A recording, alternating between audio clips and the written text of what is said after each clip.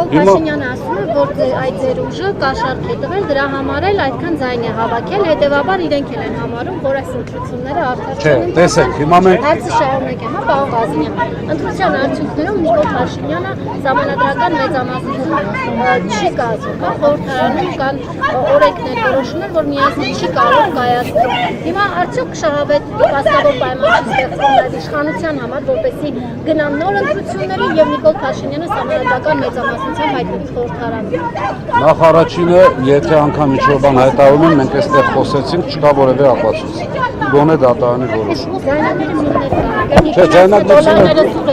Դե գիտեք, ես էլ կարող եմ ձայնագրություն ասել, փեսան աներոջ հասկա քյաբաբները բռնում տանում կալանավորում։ Հիմա ուզում ասել, քանի դեռ չկա անաչառ դատարանի որոշում, այդ դրա մասին խոսելը նորից կրկնում եմ, տգիտություն է։ Հիմա երկրորդը, ինչ վերաբերում է ընտրություններին, նորից համոզված ասում եմ, թույլ տվեք բացահայտել ամբողջ գործիքակազմը, բայց ես ունեմ համոզմունք, եթե ամբողջ աշխարհի դիմաց խայտառակ եղած իշխանությունը, որը ժողովրդավարության բաստիոն էր հայտարարում մեր երկիր եւ ինքը այսպես կեղծում էր, պետք է խիզախություն ունենա եւ գնա այսինքն նոր ընտրությունների։ Այդ պարագայում արդեն մենք էլ մեր գործիքակազմում ունենք համոզված եմ, որ չենք ասելով նկատի ունենք նաեւ Եվրոպայի։ Այո։ Եվրոպան բացահայտ հայտարարություններ նոր ասեցին։ Աջակցել է Նիկոլ Նոր ասեցին, Լիա ջան, այլ բան է աջակցություն իր քաղաքական նպատակներով հեռահար։ Այլ բան է թե ինչ է խոսում։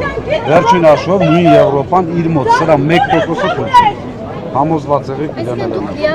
որ արդար ժողովրդավար ընտրությունները Ես համոզված եմ, որ Նիկոլ Փաշինյանը իր փոքրիկ խմբակով չունի լեգիտիմ իշխանություն, ես համոզված եմ, որ ժողովուրդը առաջին հերթին եւ այն քաղաքական ուժերը, որ առաջնորդում են ժողովրդին, շատ կարճաժամկետում հաղթելու են։ Այսինքն այս պարագայում այսպես չենք ասում ենք նոր ընտրություն, որտեղ ոչ ոք չի հաղթել։ Հաղթել են որոշակի արտաքին խաղացողներ, բայց այ ժողովուրդը պարտվել է։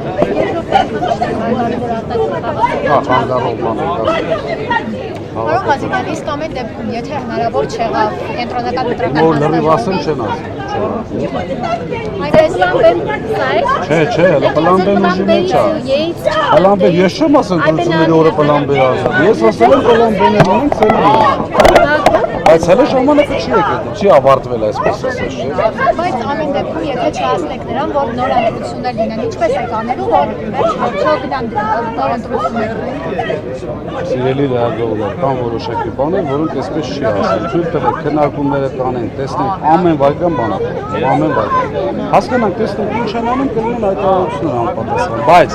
ինչպես հայտարարել ենք, մենք ամեն մի ձայնին տեր ենք կանգնելու եւ համոզված ենք, որ իշխանությունը լեգիտիմ չի։